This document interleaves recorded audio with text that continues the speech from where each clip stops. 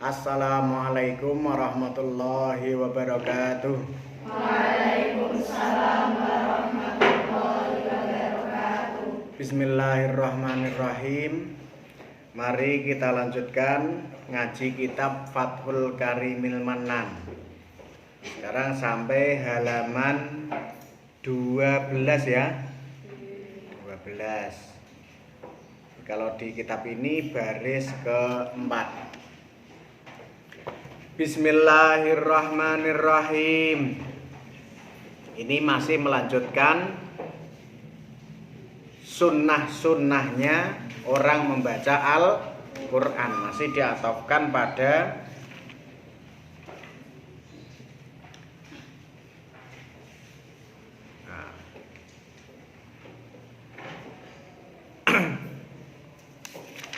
wada wayustahabbu lahu idza aradal qira'ata ayyunadhifa fahu, diatofkan pada ayyunadhifa fahu. Wa ayyarfa'a lan yento ngangkat sapa qori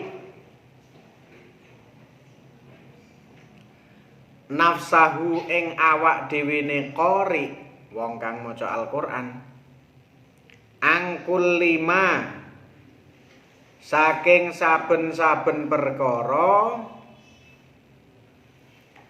naha kang wis nyegah Al-Qur'anu apa Al-Qur'an anhu saking ma ijlalan krana ngegungake lahu maring Al-Qur'an. Termasuk sunnah bagi orang yang baca Al-Qur'an, orang yang sering baca Qur'an, apalagi orang yang hafal Al-Qur'an, itu mengangkat dirinya dari segala yang dilarang oleh Al-Qur'an. Maksudnya menjauhi segala sesuatu yang dilarang oleh Al-Qur'an. Nah, jadi kita yang sering baca Al-Qur'an seharusnya juga menjauhi segala perbuatan yang dilarang oleh Al-Qur'an. Nah, jadi harus ada bedanya. Orang yang baca Al-Qur'an sama yang tidak baca harus ada bedanya. Nah, jadi selain membaca, jadi jangan hanya seperti kemarin memburu pahala, tapi sebisa mungkin setahu kita apa yang diperintahkan Al-Qur'an kita lakukan, dan apa yang dilarang oleh Al-Qur'an kita tinggalkan. Jadi harus kita meninggalkan yang dilarang oleh Al-Qur'an, sehingga ada bedanya antara orang yang membaca Al-Qur'an dan yang tidak. Apa gunanya kalau orang rajin baca Al-Qur'an tapi amal perbuatannya masih sama dengan orang yang tidak membaca Al-Qur'an? Berarti ini kan kurang bermakna, kurang berfungsi. Ada satu hadis yang bunyinya man lam tanhahu qira'atuhu anil fahsya'i wal munkari fala qira'atalah.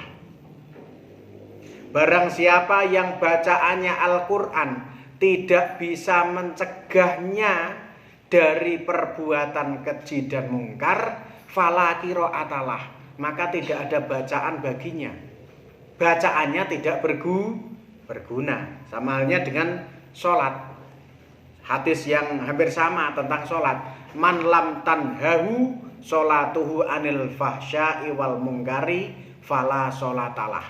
Barang siapa yang sholatnya tidak bisa mencegahnya dari perbuatan keji dan mungkar, maka tidak ada sholat baginya. Yes, apa bedanya dengan orang tidak sholat? Orang itu rajin sholat kok masih mencuri, masih minum minuman keras, masih suka berjudi, maksiat yang lain. Nah, berarti ini sholatnya belum bisa berfungsi dengan baik. Jadi sholatnya pasti tidak sempurna, karena sholat itu kalau bagus, orang yang sholatnya bagus atau minimal yes lumayan bagus lah, berarti itu bisa seperti dawuh inna sholata, hadis ya kalau tidak salah, hadis apa itu, inna sholata ayat Al-Quran nggih, inna sholata tanha anil fahsya'i wal munkar.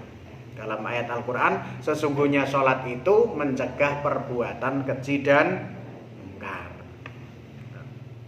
Jadi termasuk manfaat atau hikmah dari orang sholat, orang membaca Al-Quran adalah terhindar dari perbuatan keji dan mungkar. Jadi orang baca Al-Quran, maka kita harus berupaya menjauhi apa yang dilarang oleh Al-Quran. Paling tidak ijlalan lahu, ini tujuannya. Untuk mengagungkan Al-Quran. Jangan sampai lo kita rajin baca Quran kok maksiatnya kenceng. Rajin orang, apalagi setiap hari baca Quran, apalagi hafal Al-Quran, kok sampai maksiatnya juga lancar. Nah ini fungsi dari Al-Quran di mana kan? Di dalam dirinya itu di mana? Orang rajin sholat kok maksiatnya rajin, istilahnya STMJ, sholat terus maksiat jalan. STMJ, sholat terus maksiat jalan, sholatnya rajin, maksiatnya juga rajin. Nah ini berarti sholatnya kurang berfungsi, sholatnya dipertanyakan. Pasti sholatnya itu kualitasnya rendah. Wis asal sholat gitu saja, asal sholat. Baca Al-Quran ya gitu. Ada orang rajin baca Quran kok maksiatnya juga rajin, berarti kualitas membaca Qurannya yang rendah. Wis baca asal kamu itu memburu pahala saja. Wa ayakuna lan yen to ana sapa wong masunan iku den reksa andanil iktisabi saking asore nyambut gawe. Kalau bisa orang yang rajin baca Quran apalagi hafal itu menjaga dirinya dari pekerjaan-pekerjaan yang remeh, yang terlihat hina di hadapan orang banyak. Pekerjaan yang hina itu kita hindari, tapi pekerjaan yang remeh. Tapi yang paling penting satu hal yang kita hindari adalah pekerjaan yang haram. Itu yang wajib kita hindari. Kalau yang masih yang halal walaupun terlihat remeh itu tidak harus kita hindari. Kalau bisa ya pekerjaan yang lebih bagus, tapi kalau tidak bisa tidak apa-apa. Yang penting itu halal. Daripada pekerjaan yang terlihat terhormat, terlihat bagus, terlihat keren, tapi ternyata pekerjaan yang haram. Pekerjaan-pekerjaan haram di tempat-tempat maksiat dan lain sebagainya. Walaupun itu terlihat keren, terlihat bagus, tapi kalau haram tidak ada bagusnya dalam pandangan agama. Mungkin hanya keren di hadapan manusia. Yang lebih baik pekerjaan walaupun di hadapan manusia terlihat remeh, tapi itu halal. Jadi yang terpenting dalam bekerja itu halal.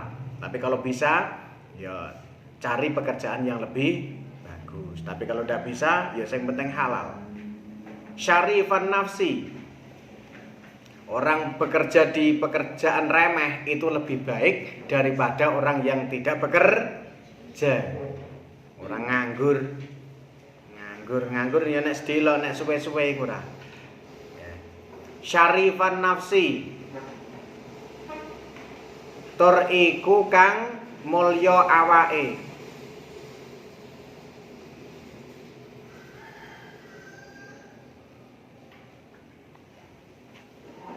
Mulya awake. Jadi sebaiknya harus bisa menjaga diri, pergaulannya ya jaga, jangan sampai kita diremehkan orang, supaya demi apa? Mengagungkan Al-Qur'an. Menghafal Quran harus bisa menjaga diri juga. Murtafi'an tur iku kang luhur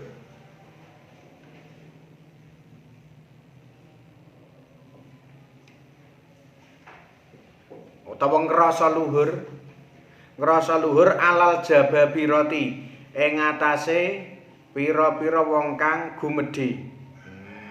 Kita harus tampil yakin, tampil pede di hadapan orang-orang yang sombong. Kalau menghadapi orang sombong jangan menunduk. Jangan merendah orang-orang yang sombong, orang yang apalagi jauh dari ajaran agama. Wis tampil meyakinkan, pede harusnya. Jangan merendah di hadapan orang-orang sombong. Wal jufati lan pira-pira wong kang wangkot.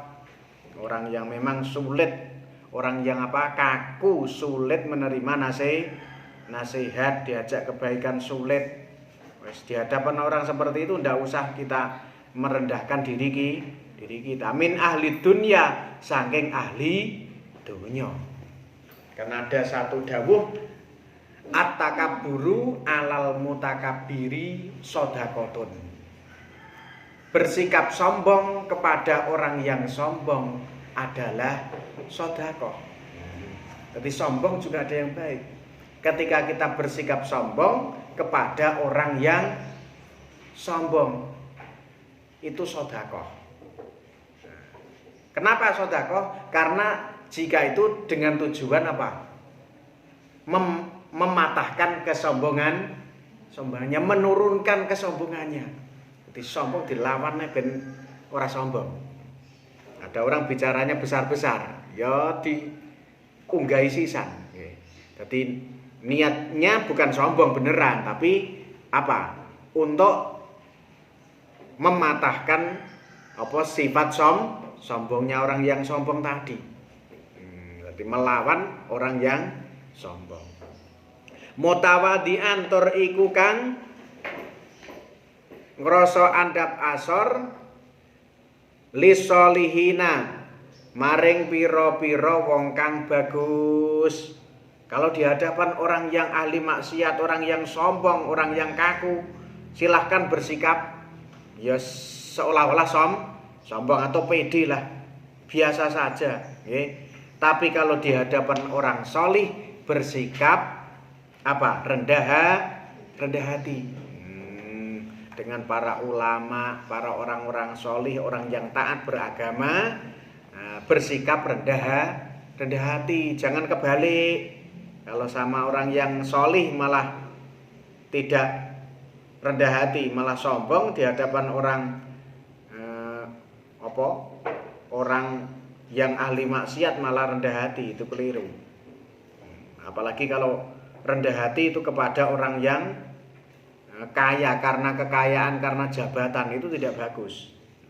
Yang bagus itu rendah hati kepada orang karena kesolihannya, karena ilmu agamanya, karena akhlaknya, karena ketakwaannya. Kita tawadhu itu bagus kepada orang alim, orang solih, orang takwa, ahli ibadah, atau kepada orang yang bersikap kita tawadhu, kita membalas tawadhu itu bagus. Lisawa ahlil khairi lan ahli kebagusan. Jadi kalau bersikap tawadhu itu sangat dianjurkan kepada orang solih, wa ahlil khairi, dan ahli kebaikan, orang-orang yang ahli berbuat kebaikan. Kita seharusnya bersikap tawadhu. Wal masakini lan pira-pira wong miskin. Malah bersikap rendah hati kepada orang miskin. Justru kita diperintahkan menghormati orang miskin. Biasanya orang yang dihormati orang miskin apa orang kaya? Orang kaya. Kalau sama orang kaya, mindernya bukan main. Padahal ada satu hadis yang bunyinya Man akroma goniyan liginahu zala sulusadinihi. Sulusadinihi atau sulusadinihi kalau tidak salah. Barang siapa yang memuliakan orang kaya karena kekayaannya, maka hilanglah 2/3 agamanya. Barang siapa memuliakan orang kaya karena kekayaannya, maka hilanglah 2/3 agamanya. Berarti imannya, kualitasnya ngedrop. Itu kalau orang menghormati orang kaya karena kekayaannya, berarti orang itu menghormati kekayaan, menghormati dunia. Semakin besar hormatnya kepada dunia, berarti dia semakin lupa kepada Allah. Orang silo kepada dunia karena dia lupa kepada Allah. Itu mesti kalau orang ingat kepada Allah, maka dia akan memandang dunia ini sesuatu yang remeh. Dunia ini hanya sementara. Dunia ini hanya titipan. Orang kaya juga kaya hanya sementara, kira. Orang kaya kan hanya sementara. Kaya sementara, punya rumah bagus, Pak, punya mobil banyak, bagus-bagus, punya sawah banyak, tapi kan hanya sementara. Besok belum tentu dia masih punya. Siapa tahu habis sahur malah ada innalillahi. Kan tidak dibawa. Itu hanya titipan sementara. Itu kalau orang ingat kepada Allah, berarti dia kepada orang kaya bersikap biasa. Wis orang kaya, orang pejabat itu semua hanya titipan dari Allah. Yang punya segala-galanya adalah Allah. Semuanya hanya buat gantian. Sekarang dia punya rumah bagus, lain waktu rumah bagus itu akan ditinggalkan, akan ditempati orang lain. Ya seperti orang sekolah, orang mondok. Nah, sampean di sini mondok di sini, sampean yang nempati. Tapi 2 tahun lagi belum tentu. Mungkin sampean sudah pulang, ditempati orang lain. Rumah pun seperti itu. Nah, sekarang ditempati, lain waktu ditempati anaknya. Bapaknya mati ditempati anaknya, anaknya mati ditempati cucunya. Sawah juga seperti itu. Tidak mungkin orang mati sawahnya dibawa ke kuburan, kecuali kalau dia dikubur di sawah.